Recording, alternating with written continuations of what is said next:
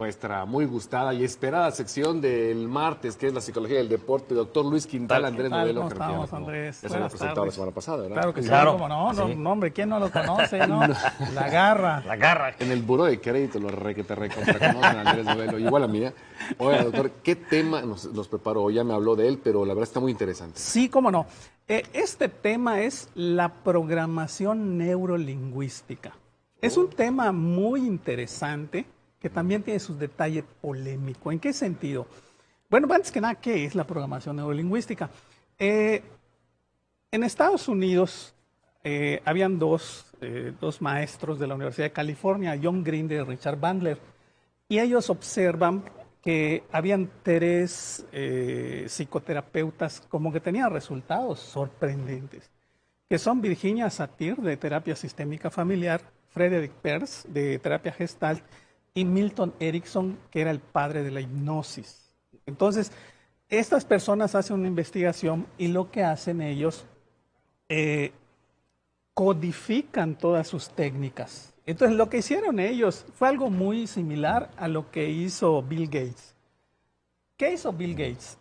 Las computadoras solo eran accesibles a los que sabían comandos, programación, era algo muy complicado. Entonces Bill Gates lo que hizo, lo hizo amigable, que cualquier persona vea las ventanitas, el ratón. Entonces lo que hicieron estos fue, hicieron un método, llamémosle de técnicas de psicología, que sea muy accesible, a través de un lenguaje sencillo y de técnicas. Entonces, estas técnicas, una técnica de ellas, esta se llama asociación-disociación. ¿Qué quiere decir? Vamos a poner un ejemplo. Un penalti. Viene el jugador, falla el penalti, pierden el campeonato, la temporada. Bueno, ¿cómo está emocionalmente ese jugador? Seguramente mal. Derrotado. ¿Ok? A veces no se recupera. Claro. De pronto viene la siguiente temporada. Esta persona, cuando va a tirar un penalti, está asociado a esas emociones negativas, a esos recuerdos, a todo Ya eso. el miedo, sobre todo, de volver a fallar. Exacto. No, Bueno, pero ¿está asociado él mismo, doctor, o nosotros lo estamos asociando? bueno, son las dos cosas. Ok. Por ejemplo, puede influir en el entrenador que diga, a este no lo pongo porque la va a fallar. O sea, ya hay una predisposición hacia él, pero también él mismo ya tiene duda, miedo, ansiedad. Entonces, la programación neurolingüística lo que hace, te enseña técnicas para que tú no solo te disocies de esos estados emocionales negativos, sino que te asocies a estados poderosos. Cuando tú tuviste tus mejores jugadas, pero como la mente no distingue la realidad de la fantasía, la mente inconsciente, puede ser incluso otro jugador que sea extraordinario metiendo penaltis, el que tú, a través de unas técnicas de visualización, lo elijas a él como si fueras tú y haces una programación. Y ya que tú hagas la programación visual, emocional, tomando en cuenta elementos, haces lo que se conoce como un anclaje. ¿Qué es un anclaje? Por ejemplo, un anclaje puede ser juntar los 3 dedos. O puede ser agarrarme la oreja. Los que ven jugar a Nadal se dan cuenta cómo Nadal hace muchos anclajes. O sea, lo que llamamos tics. Como tics, pero la diferencia es que estos sí son voluntarios, son intencionales. Es O sea, para asociarse a alguien exitoso. estados emocionales poderosos. Es como si tú te crearas botones psicológicos, botones para detonar estados poderosos.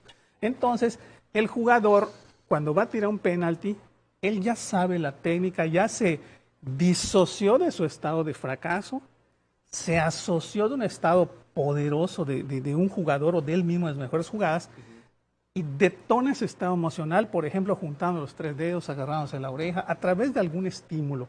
Puede ser a través de algún sonido. Por ejemplo, la canción We Are the Champions, por ejemplo, es una canción muy poderosa, el tema de Rocky.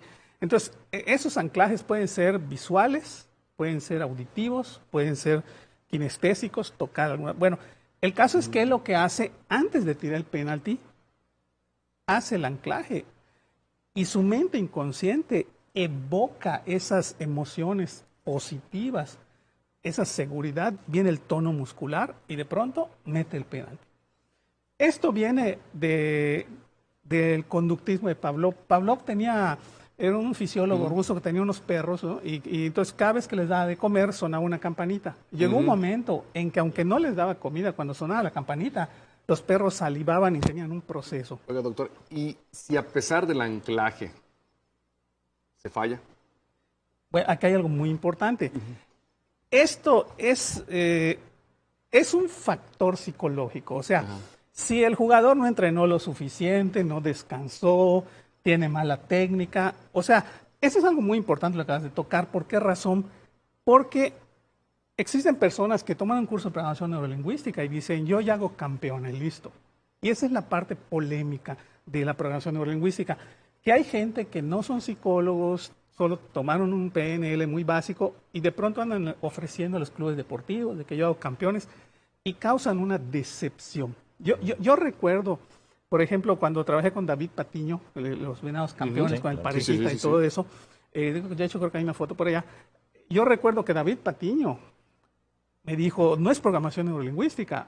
De hecho, tuve que tener una entrevista con él, sus auxiliares, de qué era, qué no era, porque David Patiño es un experto. ¿Está la imagen, doctor? Exacto. David Patiño es un experto y él pues proviene de la escuela de la UNAM, donde tuvieron al padre de la psicología, Octavio Rivas, el padre de la psicología del deporte en México.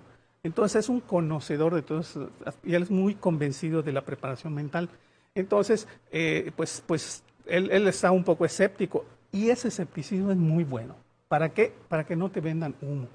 Entonces, ese tipo de técnicas, por ejemplo, existen la lingüística, las palabras tienen poder.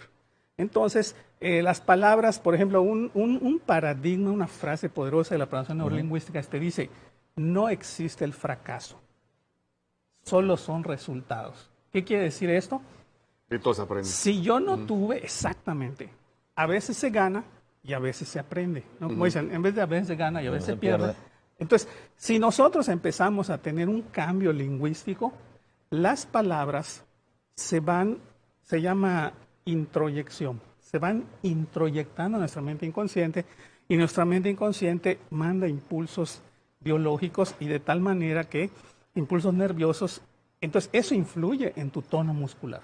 Entonces, las palabras del jugador, lo que el jugador imagina, los anclajes del jugador, porque esos anclajes, todos tenemos anclajes en la vida, pero ni cuenta nos habíamos dado. Ejemplo, vas a una tienda departamental y te ponen un perfume, y ese perfume resulta que te evoca a un recuerdo, o sientes el olor a gis y te acuerdas de una maestra de la escuela. Claro. Entonces, estos estímulos sensoriales y todo eso es usarlo a través de técnicas sencillas. ¿Para qué?